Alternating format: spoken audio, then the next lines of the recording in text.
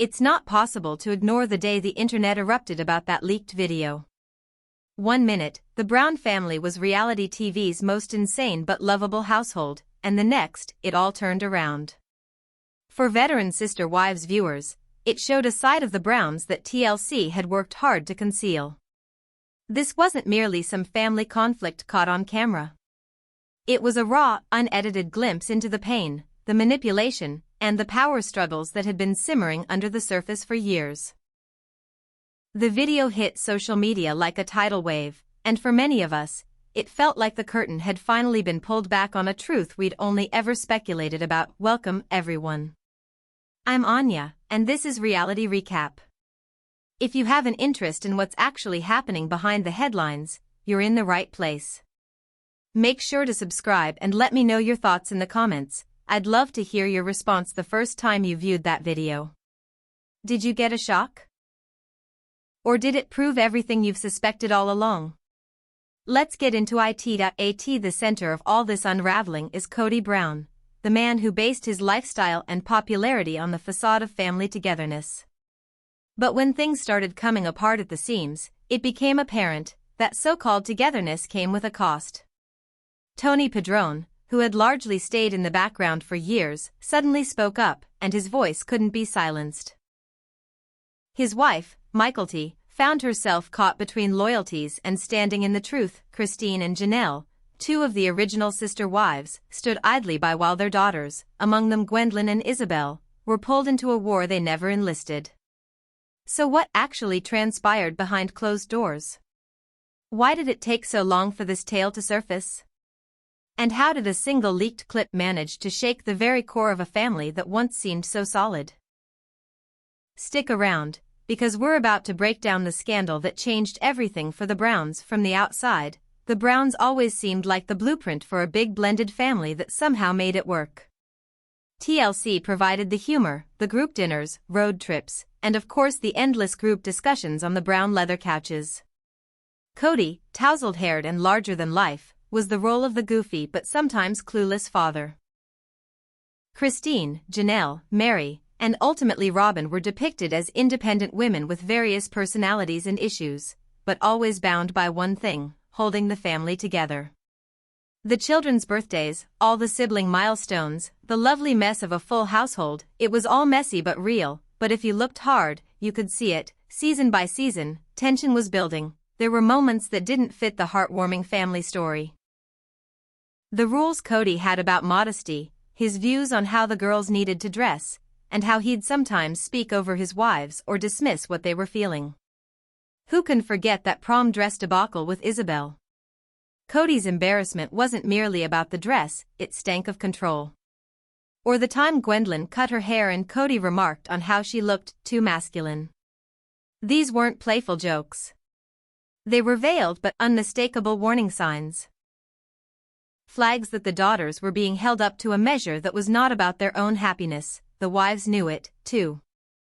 Christine, the ever-brightening spark of joy and warmth, started to withdraw emotionally. Janelle, typically the stable, no-nonsense one, began wondering if her voice was worth anything anymore. Even Meri, after all her experience with Kody, started to recede further into the background. Robyn, the newest wife, tended to make excuses for Kody's behavior. But even she wore evident tension during those crunch-time family meetings. Then came the pandemic, and it all escalated. Kody's rules tightened. The family became more splintered. Silence weighed heavier by the day. Off camera, the fissures were spreading rapidly. The daughters started backing away from the cameras. The wives ceased faking okayness. But still, TLC continued to tape, editing out the nastiest moments, and meticulously maintaining the Browns' image as a quirky, loving family. But the reality? The Browns were holding things together by a thread, by means of silence and secrets.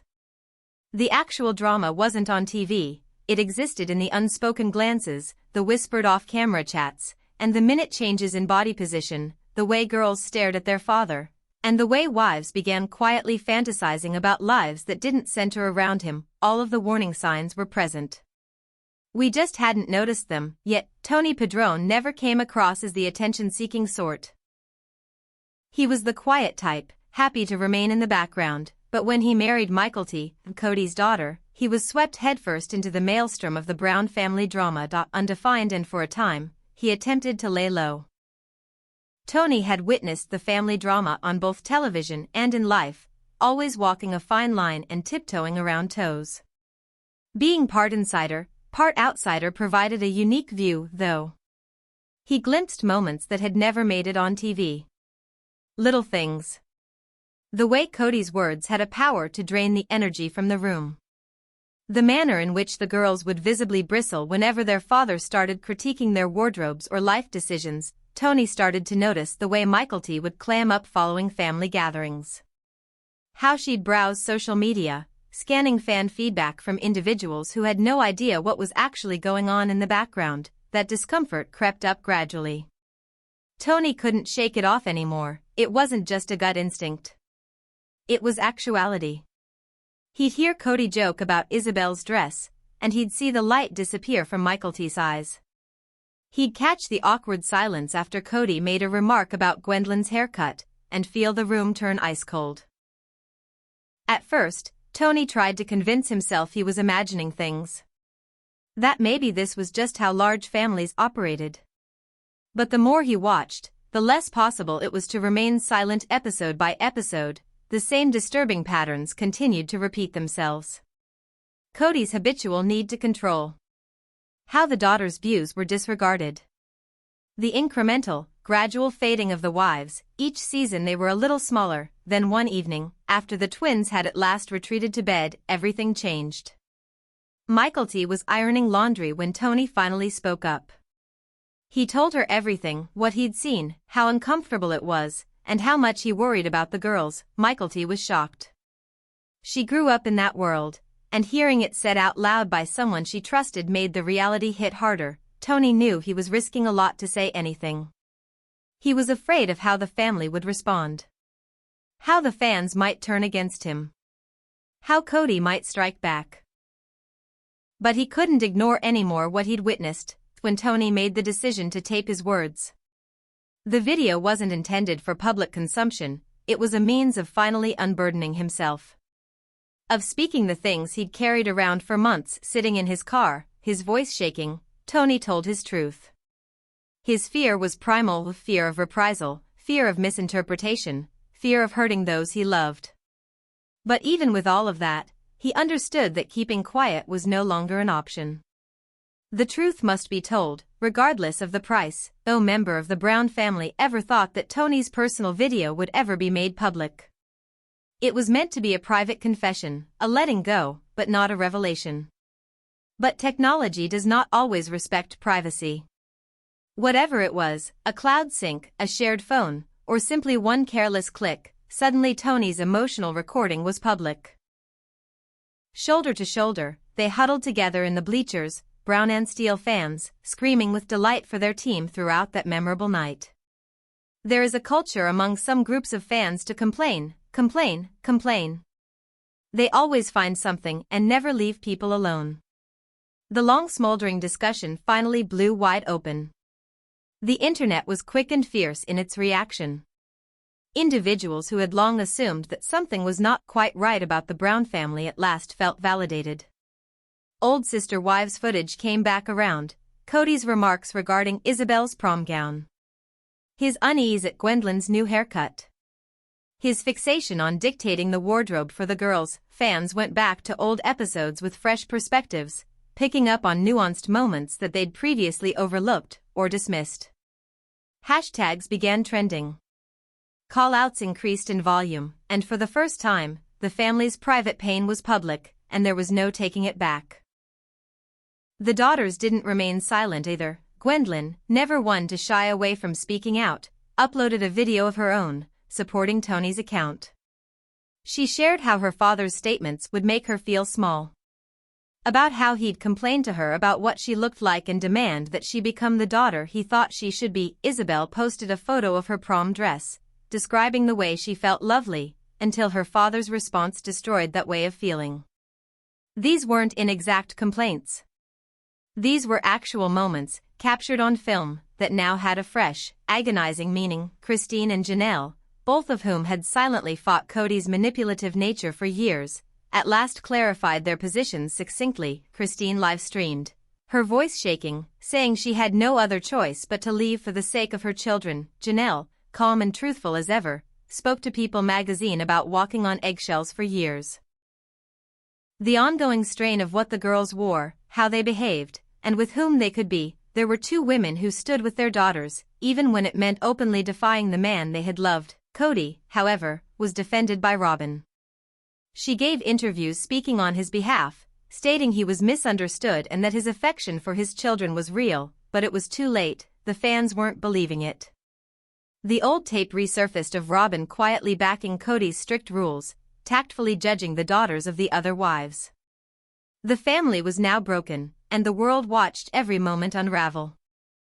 The fallout was not only dramatic, it was chaotic, emotional, and completely unavoidable. For the first time, the Browns had lost control of the story. The truth was out in the open finally, and everyone, fans, family, media, were taking sides. For so many years, Brown family daughters smiled it all away. To keep the peace, to fulfill the scripted role assigned to them in a masterfully crafted tale. But when Tony's recording found its way into the public eye, something in the dynamic changed. Isabel, ever the quieter of the two, found her voice. She uploaded a photo from prom night, the same night Kody had dissed her outfit live on national television. In the caption, she described how proud she'd been getting to choose that dress, how for the first time in a long time she'd felt lovely, and how quickly that happiness had been shattered by her father's response, leaving her feeling naked and ashamed. Fans recalled that moment vividly. The manner in which Isabel's face crumpled, Christine hurrying to comfort her, the oppressive silence that ensued. But now, listening to Isabel's own voice, the heartbreak in that moment was certain. Gwendolyn, not one to remain quiet, took to social media and YouTube. She spoke out about Kody's remarks regarding her haircut, being called too masculine, and the years spent feeling as if she could never live up to her father's expectations. Her sincerity struck a chord with audience members, particularly those who'd spent their childhoods dealing with similar family arrangements. But Gwendolyn didn't simply reveal the pain. She revealed the freedom of no longer bearing it in silence.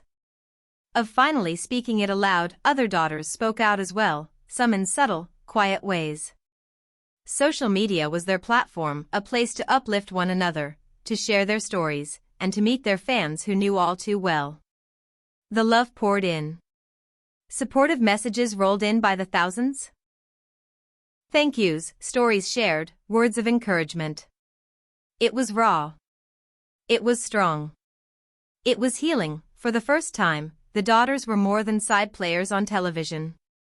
They were considered actual human beings, with actual suffering, and now, actual strength in their voices. The impact was instant.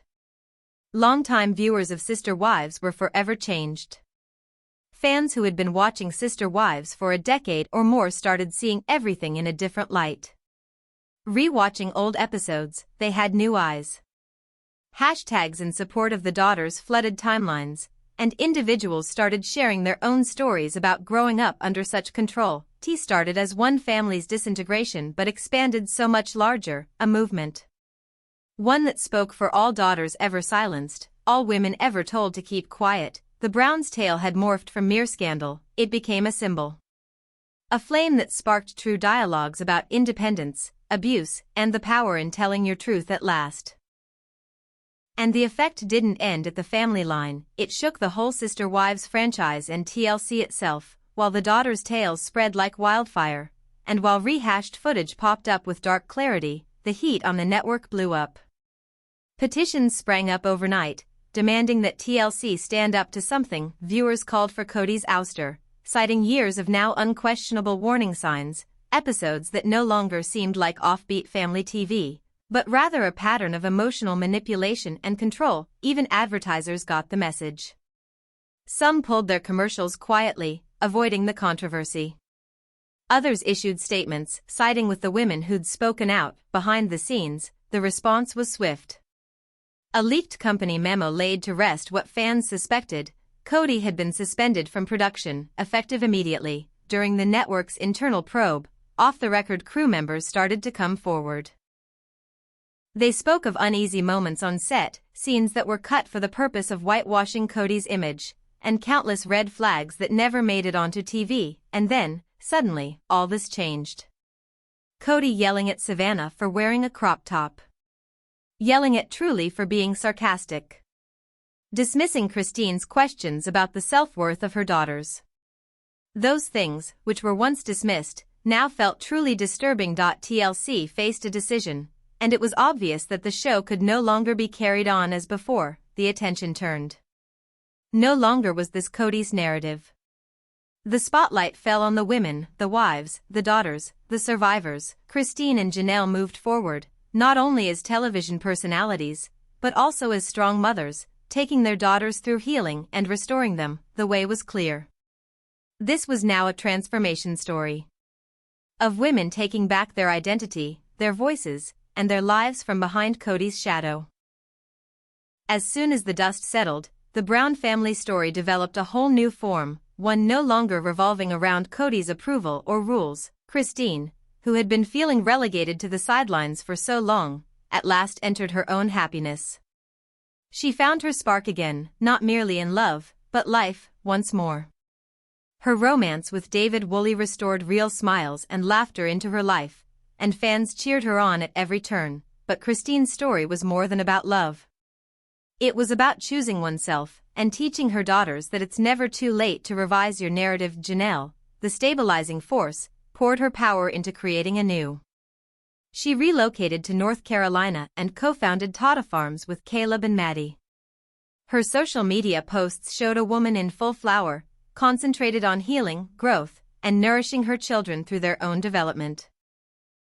Despite experiencing unimaginable sorrow, such as the senseless loss of son Garrison, Janelle's quiet strength still inspired thousands. The sisters' daughters began to flourish as well.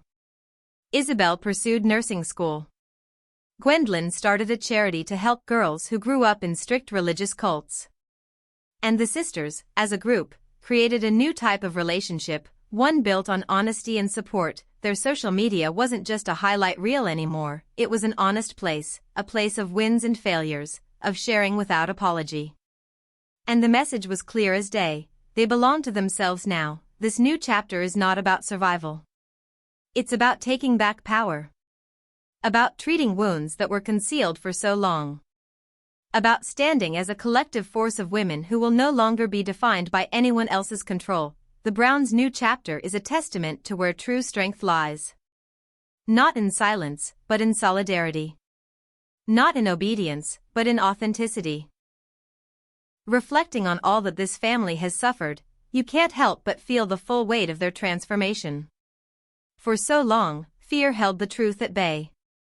But it only took one person to speak out to release the courage in all the others. The daughters spoke up. The wives gained their liberty. And the story could never be the same again. This wasn't another reality TV breakdown.